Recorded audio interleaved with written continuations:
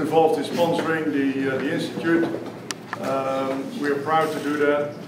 We are not an association of companies. We are a group of people, and education is an important part of what we do. And there are a number of our members that show up this week as speakers. So we are very proud of everybody being here involved in that. The other sponsor today is Axicon, the company that I manage here in the United States, world leader in barcode verification. And so we are accredited with GS1, an important organization that you hear a lot more about. And what is interesting is that one of the suppliers in that field was a company called Honeywell. Honeywell decided to vacate the verifier business, and in their notice to their resellers they recommend Axicon as the only valid alternative. So we're sort of proud of that. If you need more information, you want to contact me. I forgot to bring business cards, I'm really sorry. These are my phone numbers. The fax number is wrong, by the way, so ignore the fax number. But the email works, and the phone number works.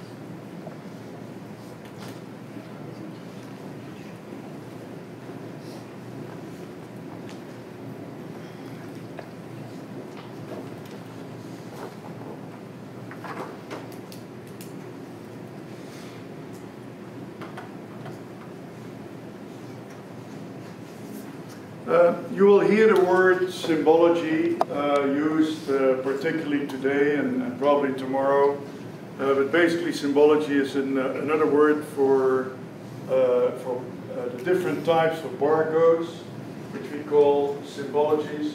And so let's quickly go through some of the fundamentals.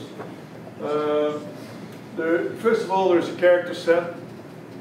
Just like we have different fonts, this font happens to be Comic Sans, Comic Sans. We have Arial, we have Tahoma, Verdana, etc., etc. In barcoding, we have the same situation. We have different fonts. The idea of a barcode is that we build it up in bars and spaces. An important element is what we call the X dimension, which is really the width of the narrowest bar in the narrowest space. Every code will have a start and a stop character. We need that to let the scanner know that we are starting to scan or decode a particular code here. We stop at the other end.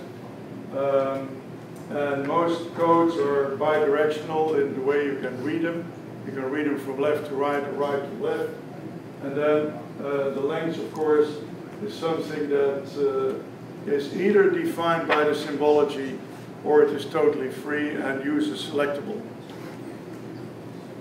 The most common code around is the UPC or the EAN code. EAN stands for European Article Number. UPC stands for Universal Product Code. And this is what the code typically looks like. You have start characters here, etc., and stop characters. It consists of bars and spaces. We have guard bars. We call the start and stop characters guard bars. The two thin lines at the beginning and the two thin lines bars at the end. And then the separation here in the middle, which are all guard bars. Important elements that are sometimes forgotten are light margins. The light margin is the area in front or after the code that should be basically a white empty space to indicate to this to the scanner that this, what follows now is basically the code, and when you get to the margin here, the light margin here, or quiet zones, as they're often called, you can stop decoding after the stop. What we find sometimes is that companies try to put print close to the barcode. That needs to be avoided at all times, because it confuses the scanner. So we have the bars and spaces, we have the human readables underneath, and so we, typically the way the 12-digit UPC-A symbol is built up is we have a company prefix, which in the case of EAN would include the country code. Then we have the company prefix, we have the item number, and we have a check digit at the end.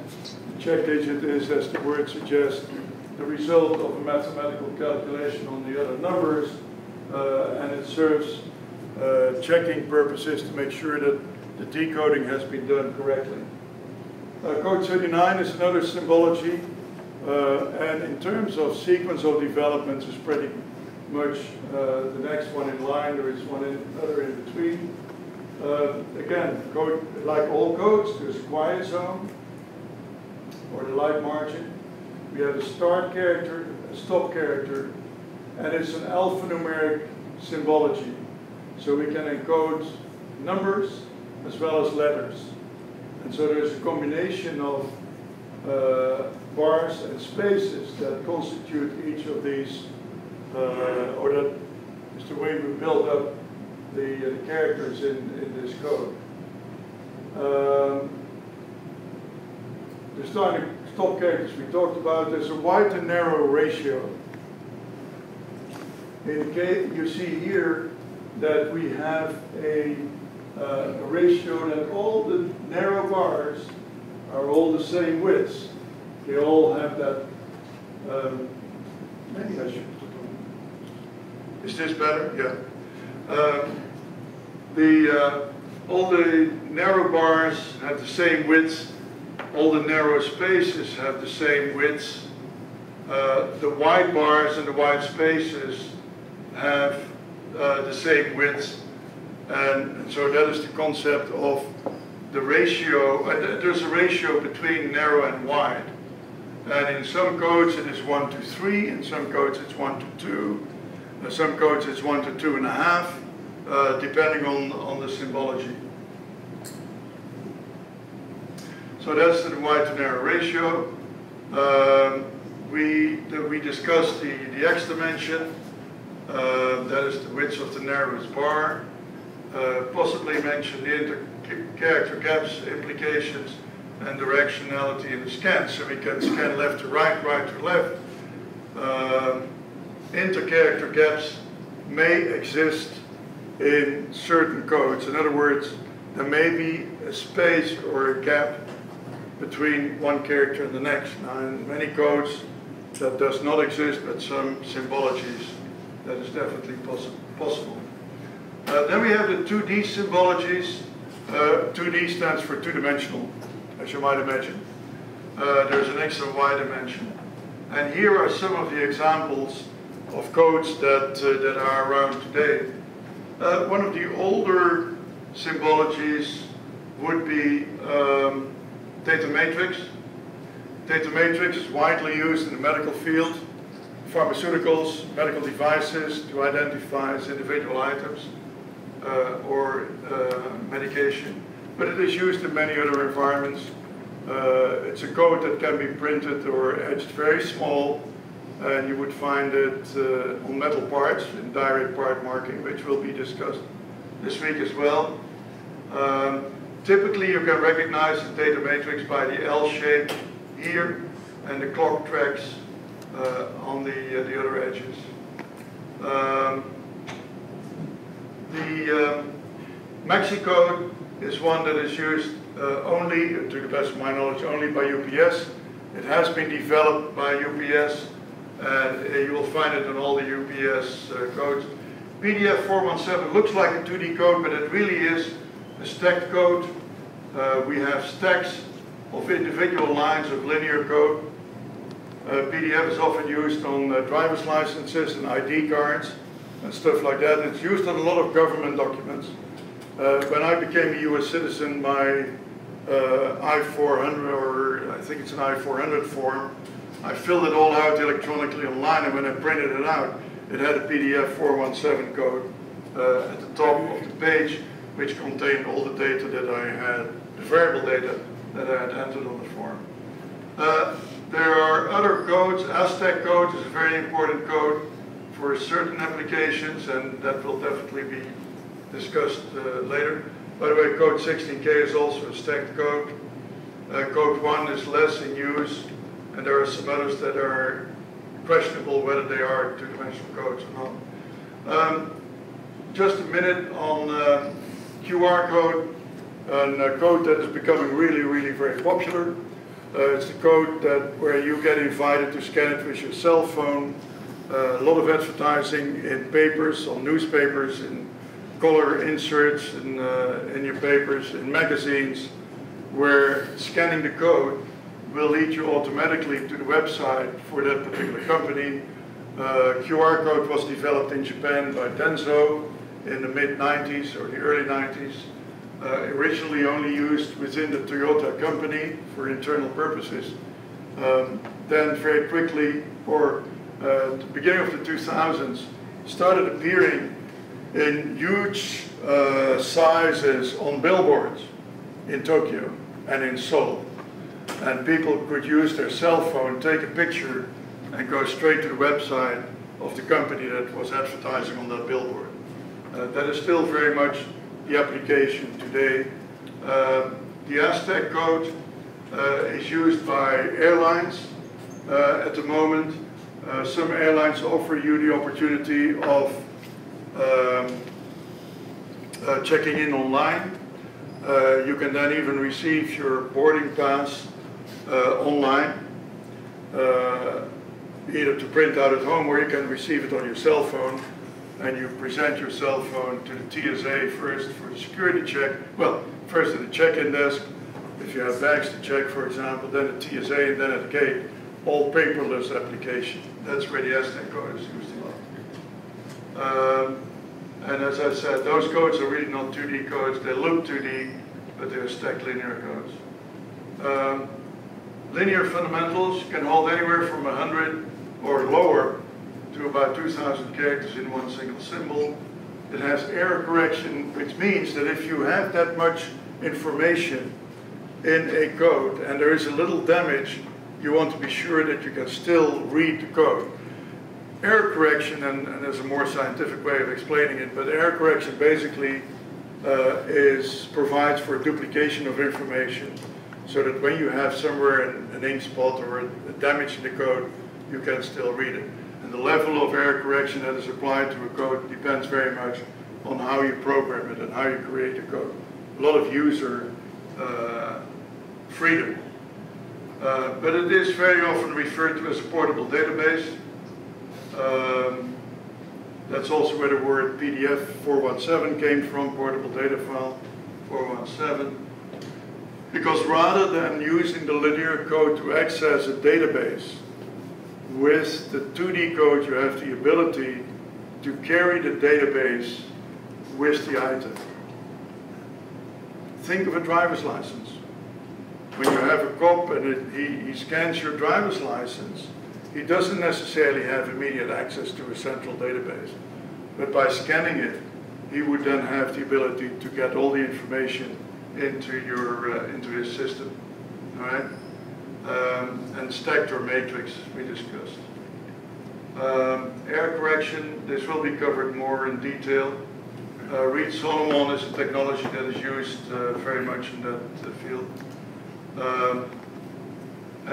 So it says here, you can destroy part of the code and still recover all the information.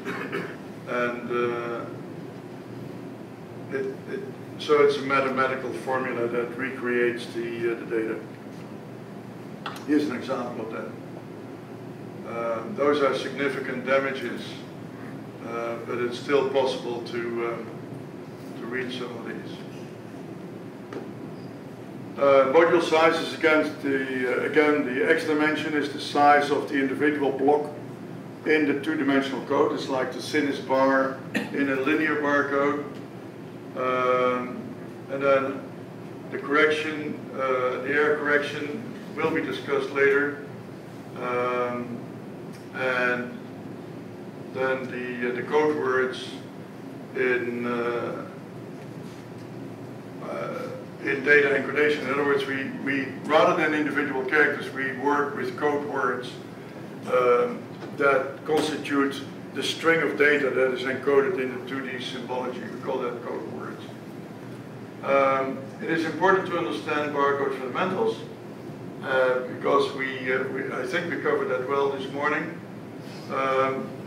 Linear symbologies are perfect for real-time applications and real-time lookup applications. In other words, it gives you access. It's an address that helps you access a database. In 2D and matrix symbologies, they offer a much higher information density, take up less space, more security, robust error correction, and it is a portable database. In other words, the database is carried with the item or the person or the document.